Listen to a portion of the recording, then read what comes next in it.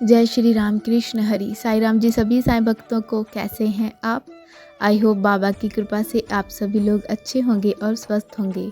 और बताइए कैसी चल रही है आपकी ज़िंदगी में खुशियां है ना? ज़रा ध्यान से देखना कि बाबा ने आपको क्या क्या दिया है। उन सारी चीज़ों से ध्यान हटाकर जो आपकी इच्छाएं हैं उन सबको एक कोने में रखकर जो आपके पास है उस पर ध्यान कीजिए और धन्यवाद कीजिए, क्योंकि बहुत सारे लोग ऐसे हैं जिनके पास ये चीज़ें भी नहीं हैं। सो आप शुक्राना कीजिए उस प्रभु का, उस भगवान का, उस ईश्वर का जिन्होंने आपको ये सब दिया है। आज का साईं संदेश मेरे बच्चे तुम्हारे लिए बहुत महत्वपूर्ण है। आज का संदेश, क्योंकि तुम्हारे जीवन में एक बहुत बड़ी खुशखबरी आने वाली है।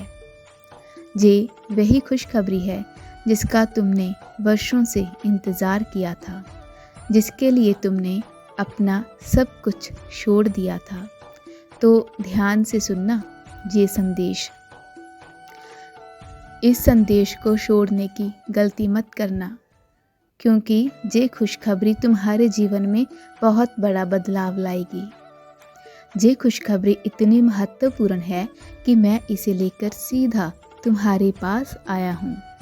इसे नज़रअंदाज करने से तुम्हें बड़ा नुकसान हो सकता है, क्योंकि ये संदेश तुम्हारे जीवन को सुधारने का एक अहम साधन है।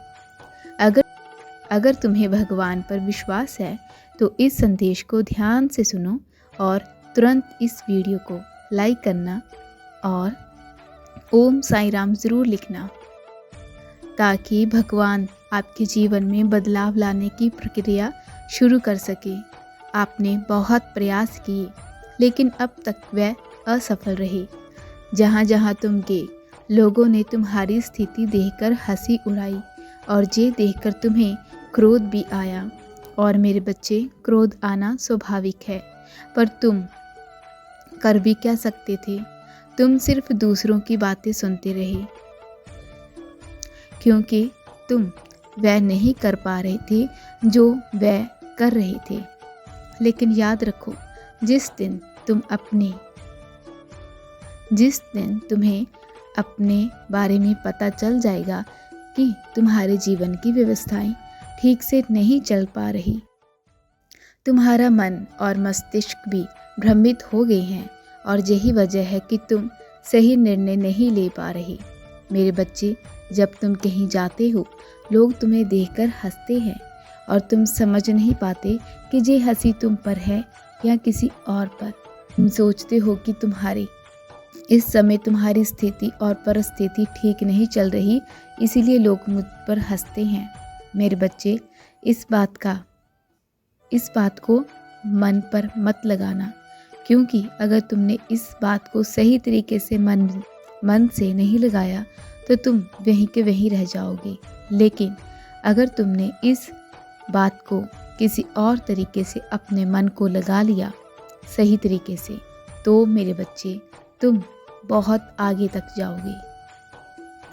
तुम्हारी सफलता एक निराशाजनक आशा के रूप में तुम्हारे दिल में बैठी हुई है। लेकिन मेरे बच्चे, तुम्हारे अंदर जो जुनून है वह बहुत ही सराहनीय है। तुम जिस जुनून से कोई भी काम करते हो वह अद्भुत और अनोखा होता है। मेरे प्यारे बच्चे, इसी तरह अपने भीतर उस जुनून को बनाए रखना, उसे दबने मत देना, क्योंकि जब तुम अपने अंदर इस जुनून का निर्माण करोगे और उसे प्रबल रखोगे, तब तुम हर उस चीज़ को आसानी से पा लोगे जो तुम्हारे लिए कठिन लग रही थी। इस सप्ताह तुम्हारे जीवन में उम्मीद, सकारात्मक सोच, अनुकूलता और कई उलझी हुई परिस्थितियाँ तुम्हारे पक्ष में होंगी। मेरे बच्चे, ये सप्ताह तुम्हारे लिए अच्छा स्वस्थ धन, घर और एक अच्छी नौकरी पाने का सुनहरा अवसर लेकर आएगा। अब तुम्हारे जीवन की उन चीज़ों को पीछे छोड़ना होगा जो तुम्हारे लिए किसी भी मायने में लाभकारी नहीं है और जो सिर्फ दुख और तकलीफ़ें लेकर आता है। अब तुम्हें अपनी ज़िंदगी में बदलाव लाने होंगे क्योंकि तुम आगे की ओर बढ़ते जा रहे हो। अगर तुम्हें सफल होना है तो तुम्हें इन बातों को, पुरानी बातों को भूलना होगा। जिसने तुम्हारा दिल दुखाया है उसको माफ़ करना होगा क्योंकि माफ़ करने वाला बहुत बड़ा होता है। मैं जानता हूँ तुम्हारा दिल दुखा था, लेकिन बच्चे वो भी कर्मों की वजह से था। उसके कर्म उसके साथ जाएंगे, तुम्हारे कर्म तुम्हारे साथ। तुम उसे माफ़ कर दो तो बस, अगर तुम उसे माफ़ कर दोगे तो वो तुम्हारे कर्म में लिखा जाएगा। मेरे बच्चे हमेशा कोशिश करते रहा करो क्योंकि अगर तुम कुछ नया करोगे, नए काम में कोशिश करोगे तो मेरे बच्चे तुम या तो आगे बढ़ोगे या फिर उससे कुछ सीखने को मिलेगा। या तो तुम सफल होगे या फिर असफल, लेकिन तुम्हारी कोशिश तुम्हें कुछ ना कुछ सिखाकर ज़रूर जाएगी। अगर तुम कोशिश नहीं करोगे और वहीं के वहीं बैठे रहोगे तो ना तो तुम्हें अनुभव मिलेगा और ना ही सफलता। इसीलिए नई नई कोशिशें, नए नए काम करते रहना चाहिए।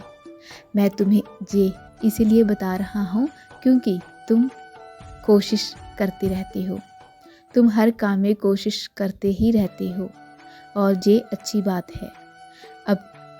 अब देखो ना, तुमने कोशिश की तो तुम्हें मैं मिल गया ना।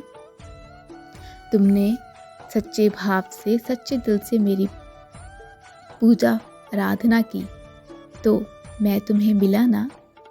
तुमने फ़ोन उठाकर YouTube खोला तो देखो ना, तुम्हें मेरा ये संदेश मिला ना।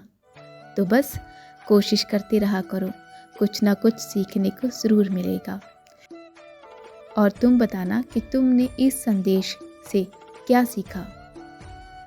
तुम संदेश को सुनते सुनते भूल जाते हो ना कि तुमने क्या क्या सीखा, लेकिन आज तुमने मुझे ज़रूर बताना है कि तुमने क्या सीखा है। ठीक है, मुझसे प्रॉमिस करो कि तुम ज़रूर लिखोगे। मेरे बच्चे, तुम मेरे अति प्रिय बच्चे हो। मैंने तुम्हें अपने बहुत सारे संदेशों में ये कहा है कि तुम मेरे अति प्रिय बच्चे हो। तुमने वो कर दिखाया है जो तुम्हारे परिवार में से कोई नहीं कर पाया है ना। तुम अपने परिवार में सबसे ज़्यादा भक्ति करते हो।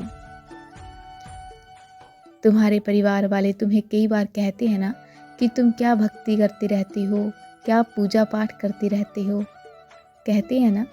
सच बताना मेरे बच्चे, तुम उन सब से, मेरे बच्चे देखना, तुम्हारी यही भक्ति तुम्हें और तुम्हारे परिवार वालों को सफलता दिलाएगी, बहुत आगे तक लेकर जाएगी। लेकिन तुम भक्ति का मार्ग मत छोड़ना।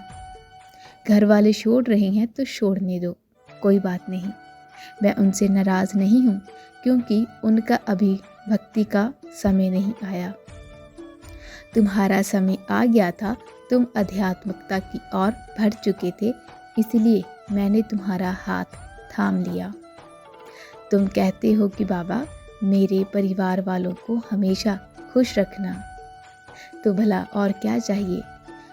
तुम खुश, तुम्हारा परिवार भी खुश ही रहेगा। तुम खुश रहना।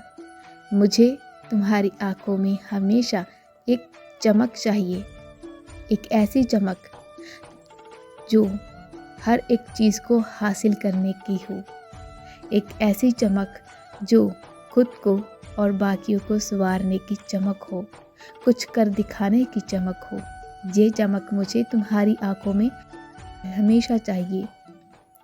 और मेरे बच्चे, एक बात याद रखना, मैं तुम्हारे साथ कभी भी बुरा नहीं होने दूंगा। मेरा आशीर्वाद हमेशा तुम्हारे साथ रहेगा। मैं तुम्हारा साईं।